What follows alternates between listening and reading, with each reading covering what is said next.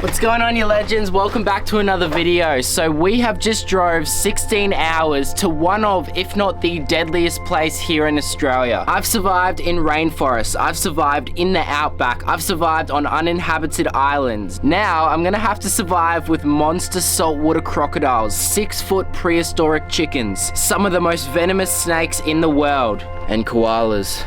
Those things terrify me. Their soft little paws and cute button noses, and their delicate, perfectly matted and hair. koalas. This is going to be my craziest adventure to date. So we're actually on an island at the moment, and what I thought I'd do is I'd get the drone up in the air and get a lay of the land to see where I'm gonna start looking for some deadly animals. So we've just got the drone up in the air at the moment, and we're actually on a small island just off the coast of Townsville called Magnetic Island. We've come over here for a couple of days, and then we're gonna be heading even further up north. We've come here to look for some deadly animals, in particular the common death adder. Now this is a species I've wanted to find for years and I've spent so much time looking for, and this island is one of the most densely populated islands that you can find this species here in Queensland. And they really love these rocky escarpments, this real bush area. So I'm just flying the drone around at the moment, looking for a place where we can go exploring. These big cliffs here look alright actually. I say we get the drone back in,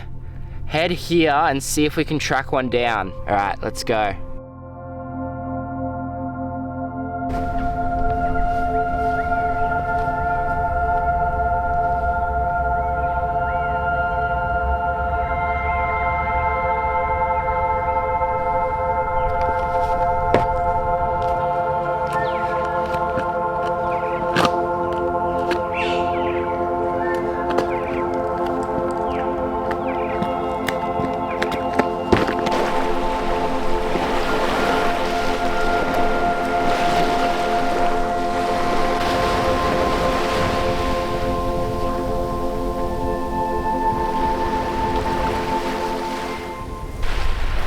So we're just coming around to this little bay that we found with my drone before. What we're gonna do is we're gonna start hiking around it. I know that there's death adders that have been found along this ledge. So we're just gonna go for a bit of an explore, climb some rocks and see if we can find any. There's a freshwater creek not too far from here, so I'm guessing that that's where they'll be drinking out of.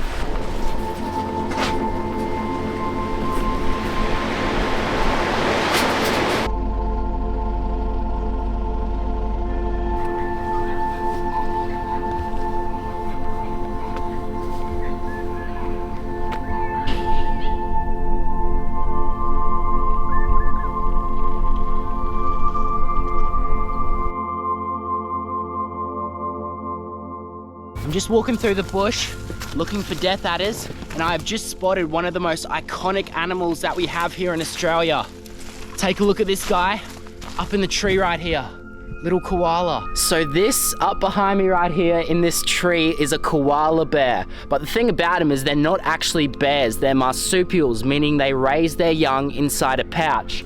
This guy is so cool, just chilling up there. They spend most of their day sleeping, literally up to 20 hours a day, sleeping in these big gum trees. And then for the rest of it, they eat all day. They've figured out life. So one really cool thing about koalas, in the indigenous language here in Australia, koala means no drink. And it was once thought that they would never have to come out of their trees to drink, which although they do get a lot of the moisture out of these gum leaves, eventually they are gonna have to come down and find water.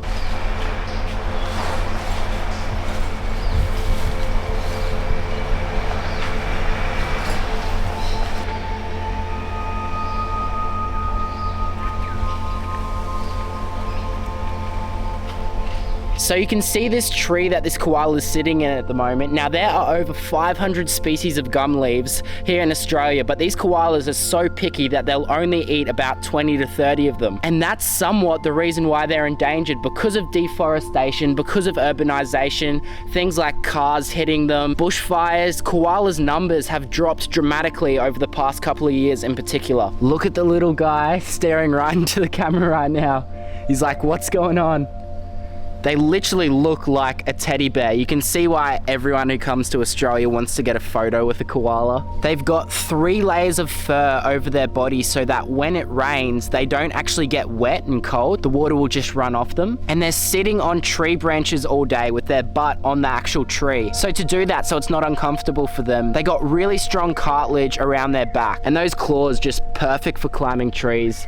One of the coolest animals to see out here. Definitely one of, if not the most iconic animal that we have here in Australia. Cool to see them out in the wild here. Now, a lot of people think that the reason why these koalas sleep all day is because the leaves get them stoned, but there's just not enough nutrients in eating gum leaves all day, so they have to eat so many, which is why they don't have the energy, and why when forests are cleared and all these gum trees get knocked down, that impacts the koalas a lot more than you believe. So I'm an ambassador for Queensland Koala Crusaders, and they do great work saving these koalas, so if you want to go check them out, I'll link them down below.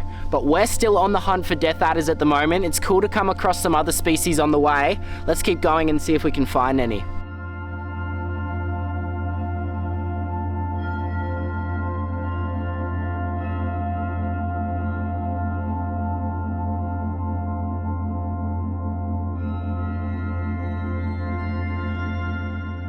Apparently, people get airlifted off this island every week from death adder bites, but after scouring every rocky escarpment and looking under every leaf on the island, came to the realization that it must all be a lie. Either that, or I just couldn't find any, but I'll be back here soon enough, and next time I'm gonna close my eyes and feel around with my feet for them. Sadly, time was up here on Magnetic Island. We got on the barge and continued our trip towards the oldest rainforest in the world, looking for one of the most ancient birds to ever exist. The giant bush chicken.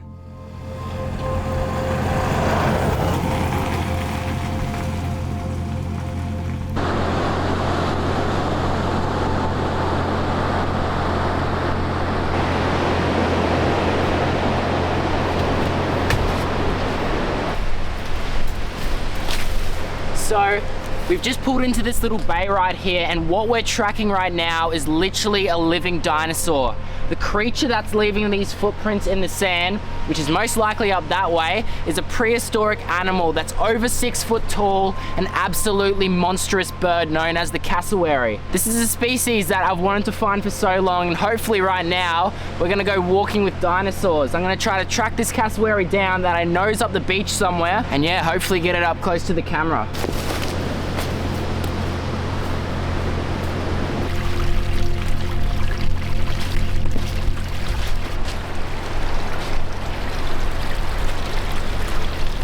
So this is a little freshwater stream running into the ocean, and take a look at this big footprint that we got down here. This is one of those prehistoric birds that we're looking for. But seriously, look at the size of that print right there. These are massive animals. They might have actually moved further up into the bush. I think I'm gonna walk up there and try my luck. And it wasn't long until I'd found my first cassowary.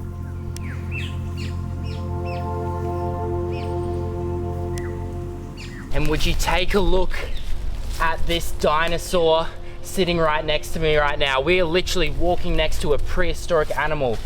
This right here is a giant cassowary. One of the coolest animals and closest relatives we have to dinosaurs up here in North Queensland. Now, a common misconception about these animals is that the mother actually takes care of the young. If you see a cassowary with a small bird walking around, it's actually the male raising the chick until it's big enough to fend for itself. So this is the largest species of bird that we have here in Australia. I remember when I went out west a couple of months ago, I found the second largest species, which was the emu, and I got some really cool footage of that. I'll roll you the clip right now. I've just spotted a massive emu. This is the second biggest land bird that we have in Australia. These guys are literally dinosaurs. He's just shot through these trees right here, and I'm pretty sure there's a clearing on the other side. Let me get my drone out and I'll get some shots of him. Yeah, look at that. Massive emu. He's just run into this big clearing right now. Look, I'm so close to... Oh, he's just fully attacked my camera. and my drone has disconnected. The screen's fully blank. This large chicken has just attacked my camera. I'm gonna go run through the paddock. It's like 150 meters away to try and get it back. So that helmet on the top of this cassowary's head was once thought to help them travel through dense vegetation up here in the rainforest. However, new studies show that it keeps them cool even when it gets so hot up here, offloading heat through it as a thermal radiator and lowering their overall body temperature. The other reason why these animals are endangered is because it's not uncommon to see this species walking on the roads, and they've got no protection at all against cars. Coming into this place, we actually saw one walking across the road. I'll roll you some clips.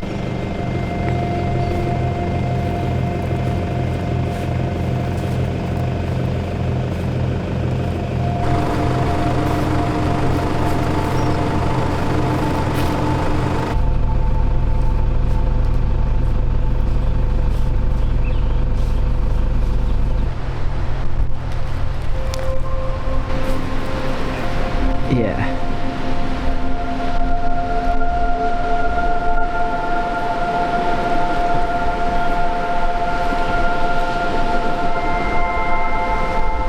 So these are species that have killed people before. They are a dangerous bird. Luckily for me, this guy is very humanized. There's a lot of people around this area, so he's used to them.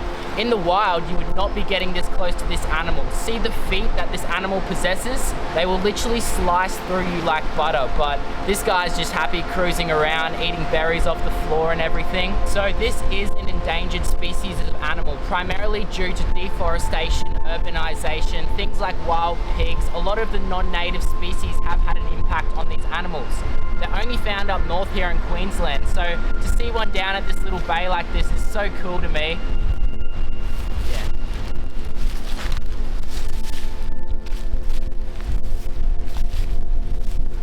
After that amazing experience with such an impressive bird, we decided to go look for another endangered species on our way through the Atherton tablelands.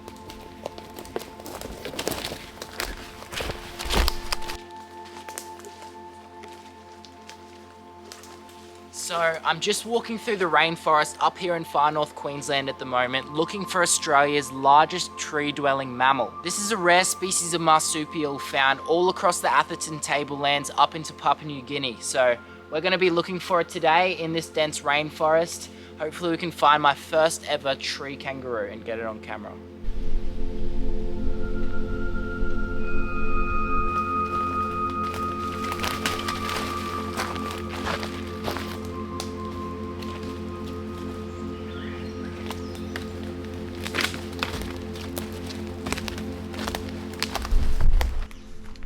So we've been walking through the bush for about half an hour.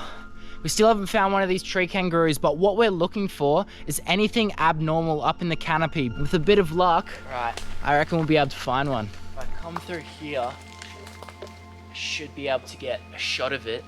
Look at that. This is my first tree kangaroo that I've ever seen in the wild.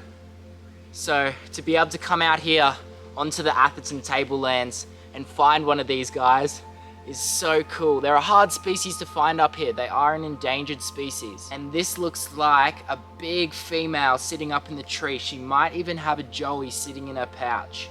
Just gonna get some good shots of her while she's sitting out there. The reason why these animals are so hard to find out here is because, like the koala and like the cassowary, which we have found in this video, deforestation and urbanization makes a massive impact on all of these species. And if you think about it, these are just 3 animals that have all been affected by it. So we do have to do something. Look at this beautiful, pristine rainforest and habitat for these animals. Why cut it down to build houses when we know that there's so many animals living here and depending on this habitat to survive? So these tree kangaroos are absolute masters of climbing and spend most of their lives up there in the canopy. So they're macropods, and what macropods are is they're plant-eating mammals. And millions of years ago, the ancestors of macropods, the family of marsupials that includes kangaroos and wallabies, descended from the trees. But one group of macropods, known as tree kangaroos, eventually returned to that arboreal life. And that's what we're looking at right now, a tree kangaroo sitting up there in the tree.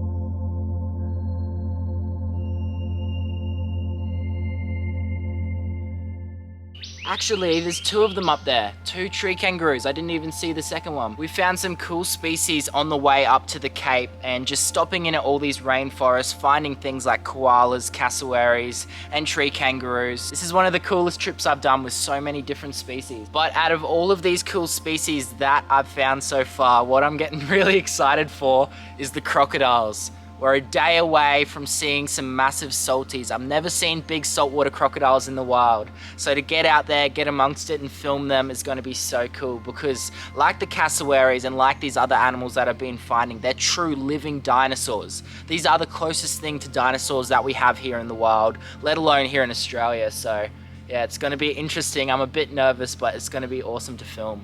She's got a baby. She's got a baby that's just come out of her pouch. And I'm getting all of this on camera right now. That's crazy. It's rare enough to see these guys in the wild anyways, let alone 2 of them, let alone another baby as well. That's what you get when you come out here looking for animals like that. So we still have a long road trip ahead of us. We're heading up to the Cape tomorrow. I say we leave these tree kangaroos alone, keep walking through the bush, see what else we can find, and if not, tomorrow we'll hit the road early and find some crocodiles.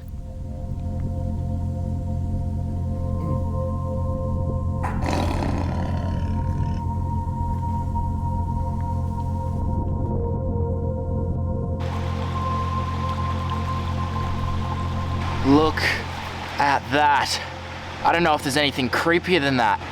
That is like seriously creepy. This is a centipede. They are a venomous species. You would not want to get bitten by it. And I'm just debating if I should even put it on myself. You can see they've got a very streamlined body with 21 or 23 pairs of legs. And this body allows them to get into little crevices looking for food. They're commonly found in sheltered places like logs under soil, rocks, pieces of bark, and they're under there feeding on insects, worms, sometimes even small reptiles. We actually used to have heaps of these at our old house, and not even joking, one time while I was having a shower, a huge centipede, probably about 3 times the size of this one, crawled out of the drain like in between my feet. It's weird knowing that this thing on me right now could cause me such a painful bite. Here we go. Show it to you a bit better. Take a look at that.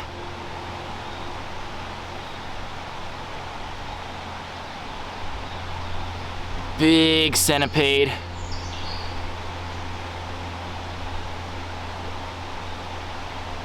Wow. All right, I'm gonna put him down. So yeah, let's start flipping some rocks and logs and see if we can find anything. Oh, look at that. Little echidna. Haven't found one of them in ages.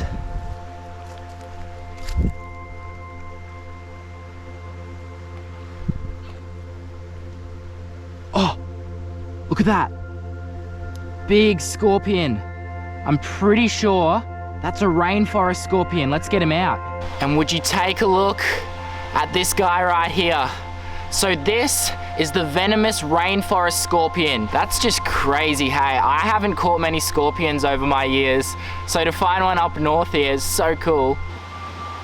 Big rainforest scorpion cruising across my hand.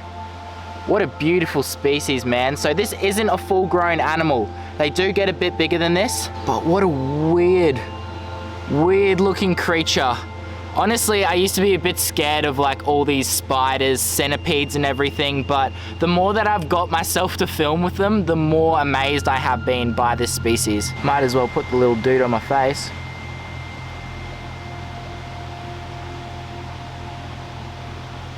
So that is the rainforest scorpion sitting on my face right now. All scorpion species are venomous, but the venom varies from species to species. The toxicity of this venom in particular isn't too bad. It'd probably feel like a bee sting if I got stung.